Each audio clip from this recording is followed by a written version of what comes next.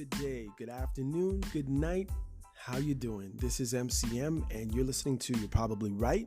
Today we are going to have a serious conversation. Well, maybe not a serious conversation, but there's going to be a serious talk happening here. Now, of course, I'm only doing the talking, but just stay tuned.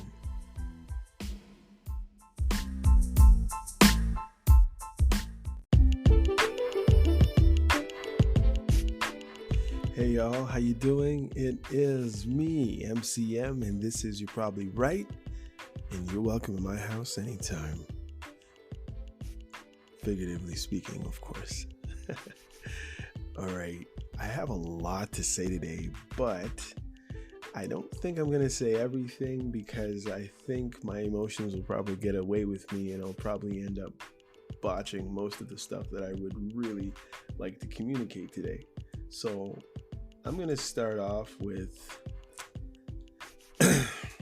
just a weird thought, because I had actually thought of doing this thing, which was standing up and doing my podcast. And every once in a while, I just have these weird ideas or off the wall ideas. And, you know, as I said before in another one of my podcasts, I said, sometimes I have these weird ideas, like the idea with electricity and people experiencing static electricity before man figured out how to harness it or discovered electricity. In other words, somebody walking across some type of fabric and touching another person or touching an object, and then this big blue spark shoots out of the fingers. I wonder what they thought it was at that time. Like maybe they thought it was witchcraft or something, who knows. But anyhow, that was just one of my weird thoughts. And of course I Googled it and then I got my answer. And again, the reason why I came up with this thought today was I remember when I started doing my podcast way back in 2012. Now I know what you're thinking.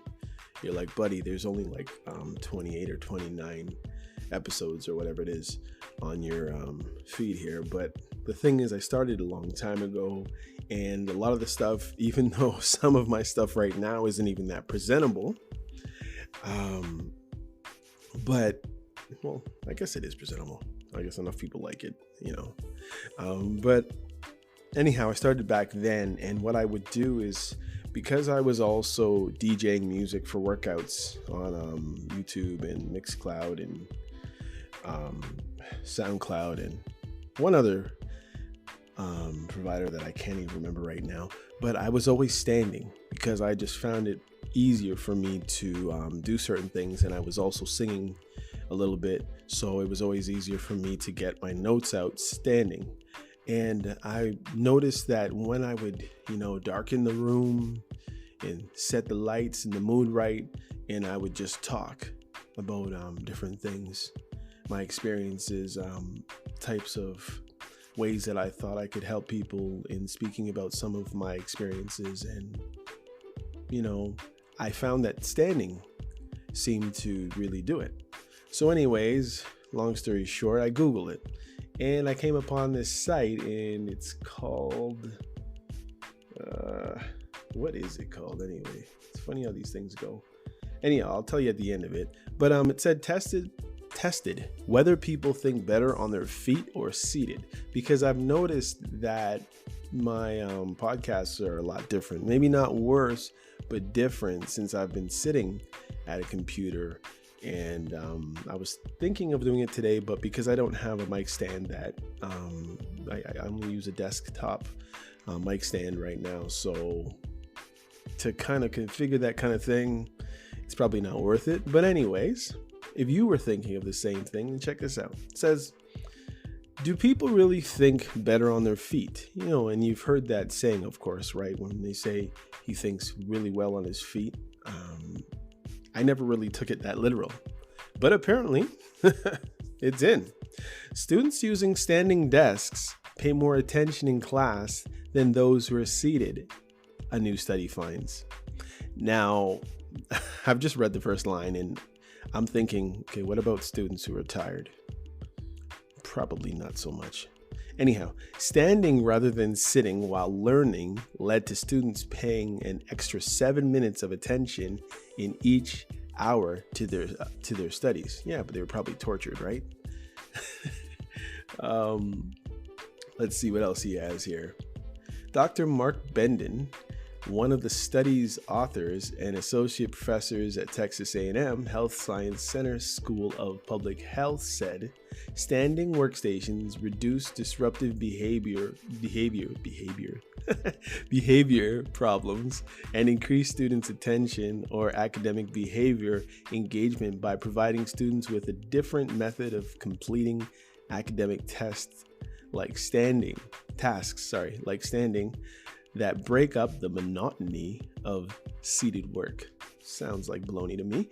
Considerable research indicates, I wonder what considerable research is. But anyway, considerable research indicates that academic behavioral engagement is the most important contributor to students' achievement. Simply put, we think better on our feet than in our seats.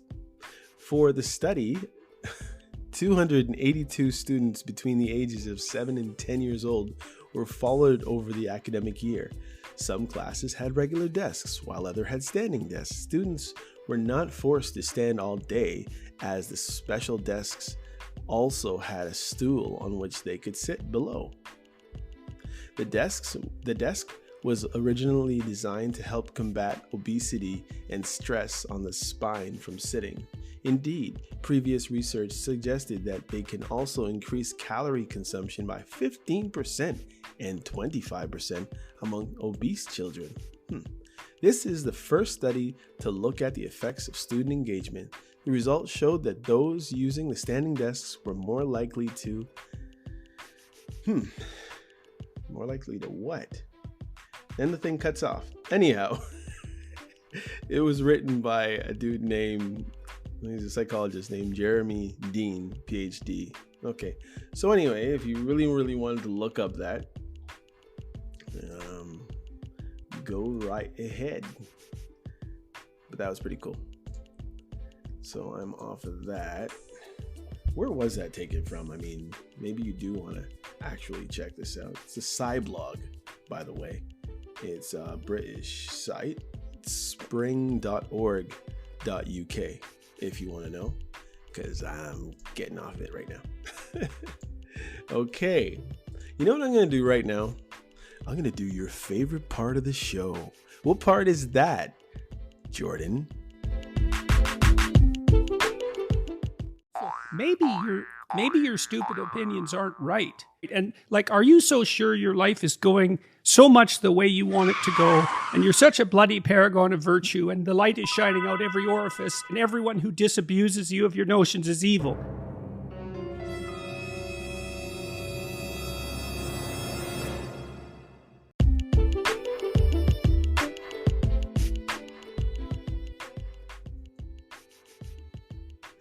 That's right. We're going to do a few more questions. And I got the answers, buddy. Or maybe I don't. But anyhow, here we go. First question. What to do with fake people? This is the question. What to do with fake people? I was sitting and thinking about it. Fake people, I think what you could do if you wanted to benefit them and yourself, I would say be an example. I mean, do your best to be polite, if possible, and call them out on it. You know, people know when they're being fake, obviously, and the funny thing is sometimes people are being fake for a whole bunch of different reasons. You really don't know. And you don't know why they have that default setting. Maybe somebody hurt them in the past. Maybe it just seemed like being genuine didn't really serve them well. Maybe they got called and maybe it was just trouble. You know, they got called on, maybe being too truthful. So they figured, you know what, maybe I'll be just nice to everyone, even if I don't feel nice. And maybe it's better for me not to exhibit my true feelings in a proper conversation. It's kind of like, and obviously this is a very simple example, but when you walk, let's say you walk into work or wherever, and you meet one of your coworkers and they say, "How you doing?" Now, do you tell them how you're doing? Do you tell them that you just got a flat tire, your baby's sick, your babysitter can't take care of your kid, or that you just got punched out this weekend because you drank too much and you fell down at a bar? Or do they just want you to say, "Fine, how you doing?" You know what I mean? Generally, people go for the latter. They just say, "How you doing?" And move on and keep it pushing. I suppose the closer the acquaintance, the more likely you are obviously to be truthful. But what if people walked around daily not being fake and being honest? Or better yet, how about if people actually asked the questions that they really wanted to know? That might be something else. But I could be wrong, and this show. So if you think I'm wrong, you're probably right. Okay, number 2. What to do with people who have stolen from you? Well, let's see. I guess in different circumstances, you might want to call the police or the authorities, depending on the situation and what they've taken. I mean, if they've taken a banana out of your lunch, you may want to let it slide, or give them a firm frowning, or call them out on it, I suppose. But I'll give you an example of a story that I had. Now, back when I was a teenager, I used to love to mix music, and of course that followed me on in my older years as well. But back then, I can't remember what it was, but actually it was the first time I was in college, and I got the student grant. My money was straight, and I really wanted a mixer, so I went down to this swap shop. I think it was downtown Toronto somewhere. And I decided to purchase this mixer. I was so happy. I really, really wanted a mixer through most of high school.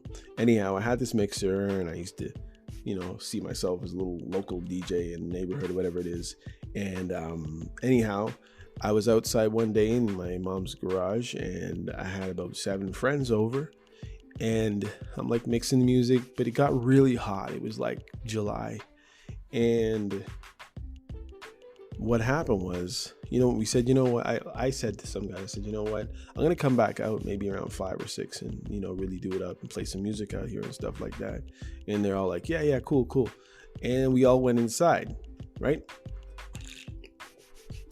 Anyhow, I changed my mind. I decided to come back outside. I called a couple friends and said, "You know what, I'm going to do this thing." It was about half an hour later. Came back out. Mixer was gone. I only had 7 friends in that, maybe it was 5 in my garage. And lo and behold, obviously one of them stole the mixer.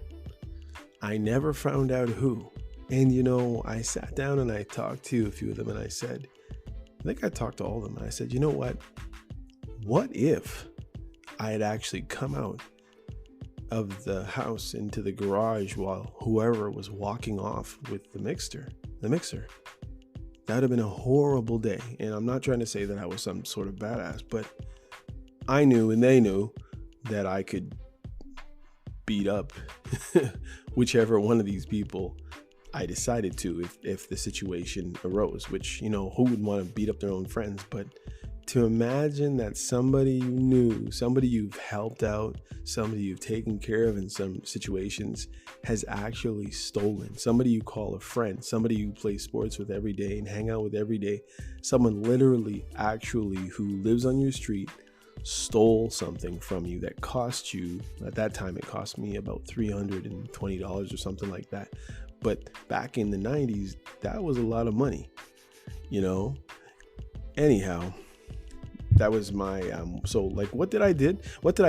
Well, I never found out, first of all, who did it, but I did give them a good talking to, just to tell them, like, how it feels. And basically I was explaining to you just now, but I was also laughing. I said, you know what, one day, and I guess it is, one day this is going to be a really good story to tell my children, maybe my grandchildren. But yeah, I hope that person stopped stealing, whoever it was. Give me back my mixer, man. Can you imagine? That mixer would have no use now. Anyhow, but that's a story. But basically, I would forgive them, and I do forgive them. I would forgive somebody who took something from me because there obviously had to be a reason. Either they have a problem because they're taking stuff that doesn't belong to them, or they really needed to steal it because they wanted to sell it for some money possibly. But basically, if I knew who did it, I would call them out on it. And I would literally speak to them and say, like, why did you do this thing to me? As corny as it sounds. And really hear them out. And I am, I guess, a weirdo in that kind of a way. Whereas if the person really, really had a legitimate reason, they had, stolen it from me and they fenced it or whatever it is, or they were jealous of me or whatever, like, you never know. I might, if they stole it, I wouldn't even probably make them replace it. Or if I may replace it, maybe I'd make them replace half of it, or, it just depends on the situation. But people do wickedness like that, and I do consider it wickedness. Stealing, just like the Bible does. When people do stuff like that, it's just you really got to wonder. And as I've gotten older, I've realized that there are more reasons than we originally thought. And maybe that's really the true lesson. Yeah, the older I get, the more I realize that I know a lot less than I thought I did. And, the lesson is we really don't know what we thought we did. Okay. How do I stay positive? There's 11 questions, by the way. How do I stay positive after a breakup, a full, rejection, full on rejection? Maybe you're in a situation where you've never felt accepted in whatever the relationship is, whether it's parents or spouse or friend or whatever it is, but yet the person just kept you hanging around. And now finally they just said, you know what? I'm done with you for whatever reason. The first thing I would say to somebody who's going through something like that is realize this. Although it seems really dark, really lonely, it's not the end of the world. Now, if you're an older person, and I don't really want to put an age on it, but if you're an older person and maybe the likelihood of you getting in this type of relationship or having this type of supposedly close relationship with a person in the near future, or maybe ever, is not as likely. Maybe you were young and vibrant, or you were fit before and now you're not so fit, or, maybe you're not so cute anymore. And whatever it is, you have to first realize that it is not the end of the world. Many times this will feel really horrible. Most of the time, they say it's like feeling like a breakup is like a death in the family. It's said. One thing I'll tell you not to do is beg. If you were already in a situation where it was full of rejection in the first place, the last thing you should do is beg. You have to notice your worth. You don't, obviously, if that's what you're going to resort to. And if you have to, then obviously they don't either. And there's no explaining that you're going to be able to do that's going to be able to let that person know what you're worth, because you don't even know what you're worth, to tell you the truth. Not giving a grocery list of things that you've done for the person, that doesn't work. Not threatening them or anything else, or threatening harm on yourself. That's not the answer.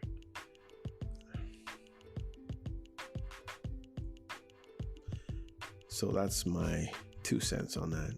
And I would say move on. Move on. And I'm not saying jump into another relationship, because chances are you'll probably pick the same type of person. But take some time for yourself. You're worth it. Okay. All right. Number 4. Is academic success everything? Short answer, no, but it is certainly something.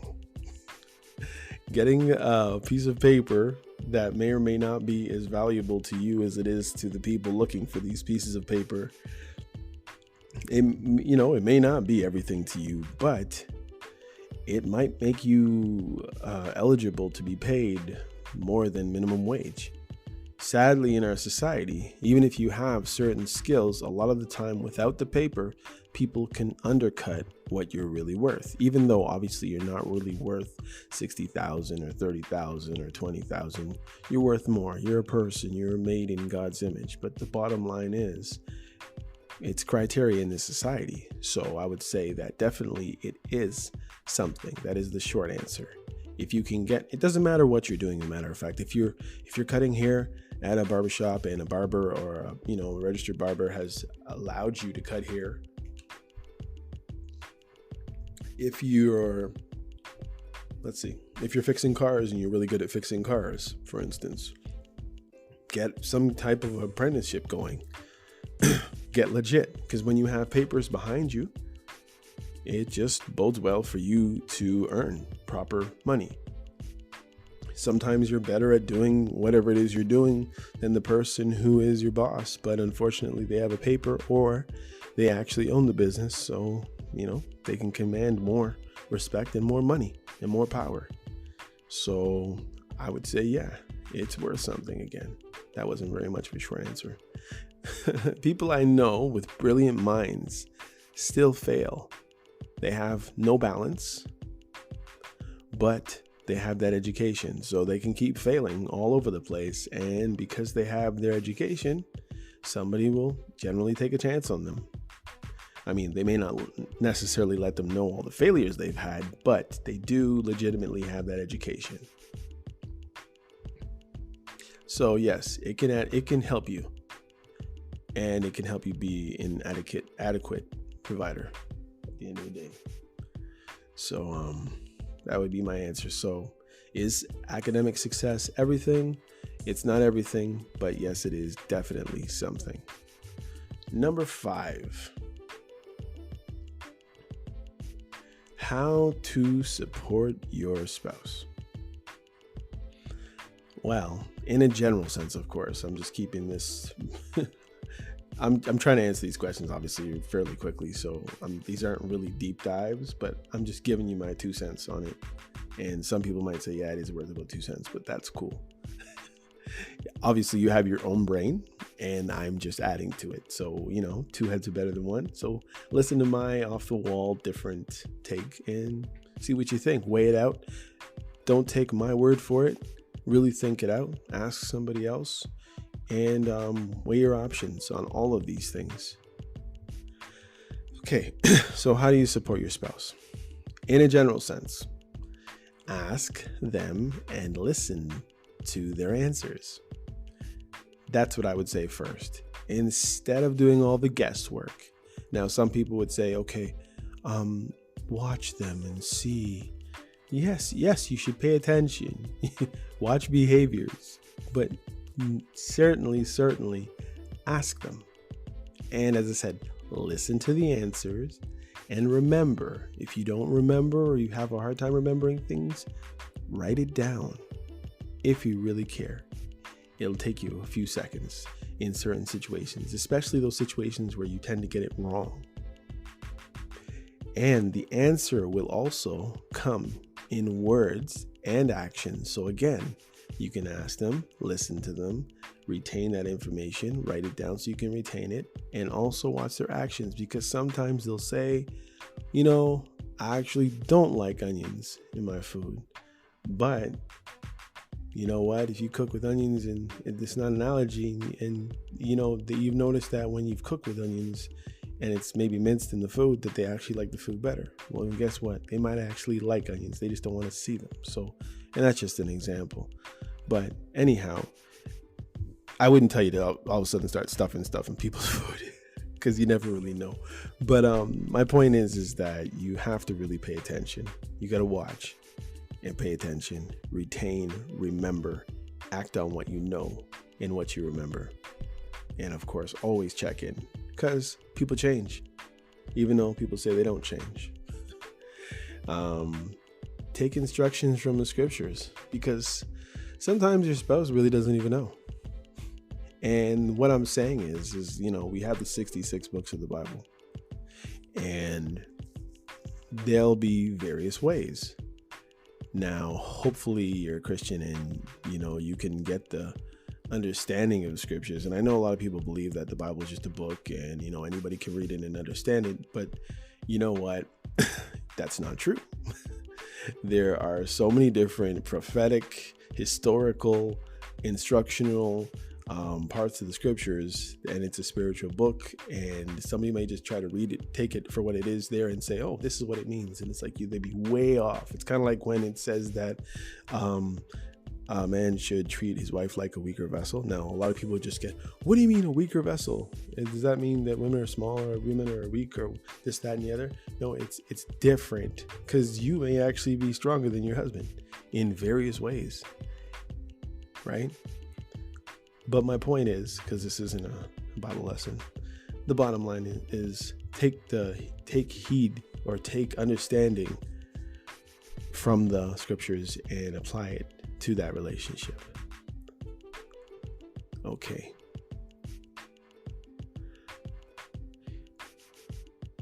And I guess last thing I would just say, just really know how they need support, because there's some ways that they obviously don't need your support. So I would say don't be pushy. Don't push your way on them, and you have to do this and you have to do that. Sometimes they don't need it. Sometimes you have to know when to step back and allow them and not be an enabler as well. Okay, number 6. How to stop being a doormat. Now, obviously, you're not literally a doormat saying welcome on your back, sitting at the floor, the front door. But you know what I mean. When you're being stepped on all the time in everything. I would say understand that the scripture says that you are fearfully and wonderfully made. Something to that effect. You were made in God's image. Not that you're a little God. No, I'm not saying that. But the whole point is understand that you have worth. Now, I'm not saying, and I'm not buying into the self-esteem argument, because the scripture lets us know exactly what and who we are, and lets us know that we were born and shaped in iniquity. Sorry for all you science majors who don't like the scriptures, but you don't know who I am, obviously. But basically, you're nobody's doormat. And it's not the same thing as being humble. Some people misinterpret it. So they think that, if they let somebody slap them around, or treat them like trash, or, you cook for 4 hours and then they come back and say, you know what, there's not enough salt in this food. Throw it in the garbage instead of just adding a little salt or trying to fix it or whatever the situation is. They don't respect it. They don't say thank you. That's being a doormat. That has nothing to do with being humble, and you're being abused in those kinds of situations. So please, first of all, know the difference and learn to act accordingly. Stand up for yourself.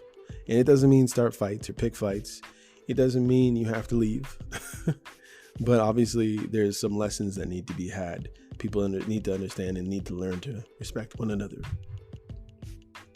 So in other words, in a short answer, sorry for coughing, let people earn your presence and know it is not just a given in their life. If people learn to respect your presence in their life, then they will be less likely to trample over you like doormat. Okay, number 7. How to behave when you're angry. Now, if you were around a couple of episodes ago, then you'd have known that I read a teaching on anger, and you should go back and check it out. But short answer is, scripture tells you, be angry and sin not. Simple. Don't be angry because someone has a different point of view. right? Because sometimes there's provisions, there's no direction specifically on your specific situation. But so just because somebody doesn't see things the way you see them, it doesn't give you the right to be angry and freak out. Or you can be ticked off, but then realize that yes, this person just has a different point of view and there's no reason to get into a huff over it. And you know what? All right, I'm gonna go all the way to, I have so many things here. You know what? For tonight, just under 30, I'm gonna stop right there. Weird, right? I'm gonna get on to these next thoughts and questions next time, okay? Thanks for coming out. This is MCM. See ya. You're probably right.